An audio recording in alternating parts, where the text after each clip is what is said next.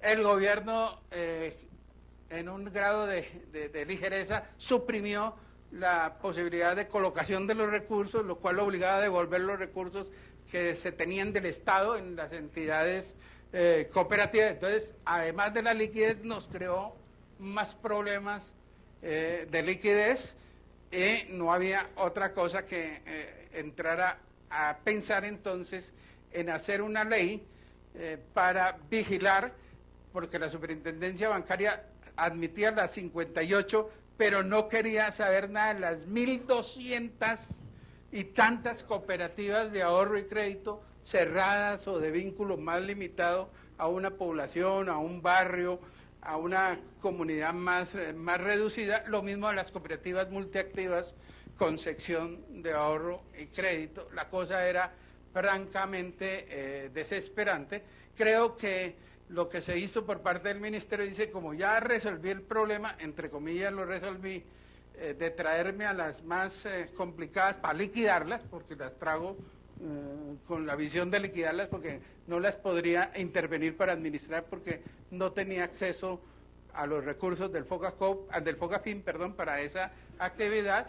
Miren a ver qué hacen con las 1.200 o 400 restantes cooperativas, y por supuesto la superintendencia no está a gusto teniendo las 58, menos va a estar a gusto de tener las 1.400 cooperativas. Ese es el marco en el cual el Ministerio de Hacienda, la superintendencia bancaria, el mismo DANCOP y por supuesto el movimiento cooperativo se sienta a ver cómo estructura una ley para crear un organismo de inspección y vigilancia especializado.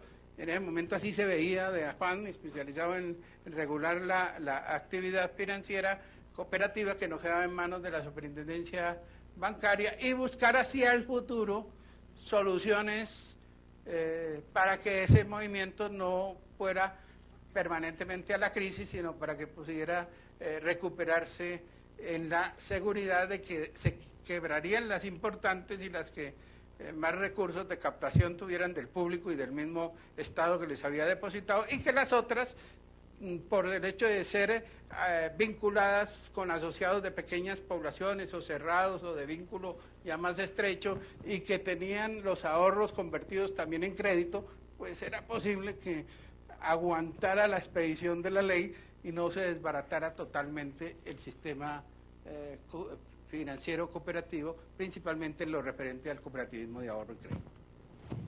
Sí, muy bien. En síntesis, la discusión, había consenso por parte del gobierno y del sector cooperativo en que era necesario regular la actividad financiera, y entonces se propusieron capitales mínimos para estas entidades, régimen de operaciones, régimen de inversiones, pero la mayor discusión se dio fue en la supervisión.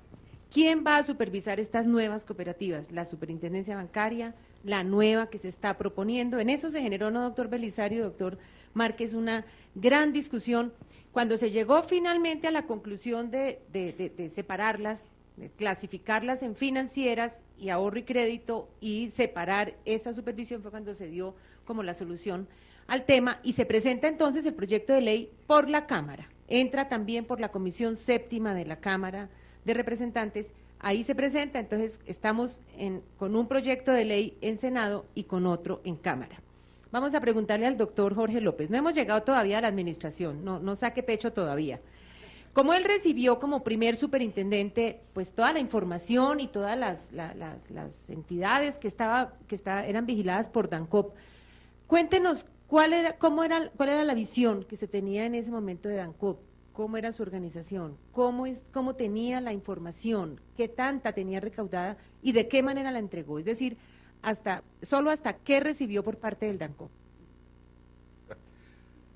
Creo que nada de eso. A ver, el escenario en ese momento era el DANCOP, obviamente con las uñas. Digamos que ahí la gestión del DANCOP básicamente la han descrito muy bien los antecesores. Era un departamento con ganas de hacer, pero sin poderlo hacer.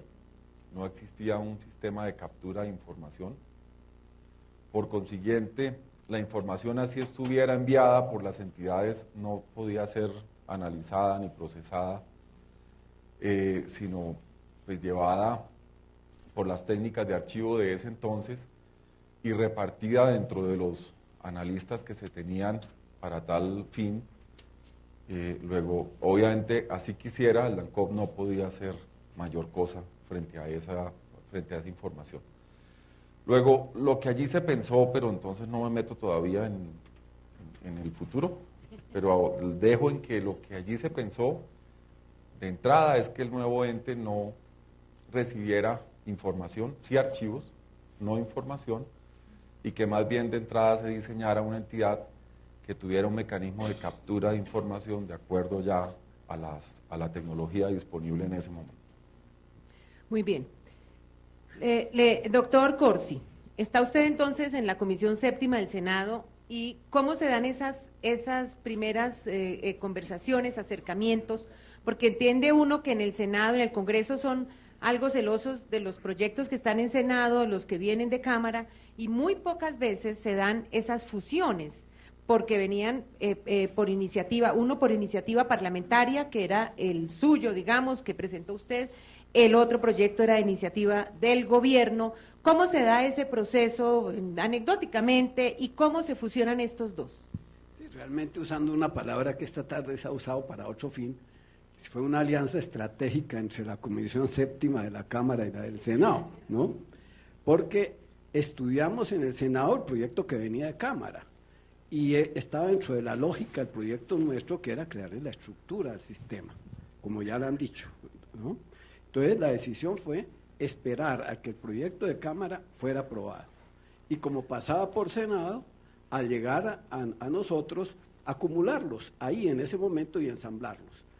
Y se trabajó muy armónicamente, lo que no quiere decir que hubiera sido fácil, y se logró ensamblar completamente lo de Cámara y Senado, y algo mucho más difícil de ensamblar, que era la superintendencia bancaria, que venía con otras, que se logró centrar para que saliera la ley actual.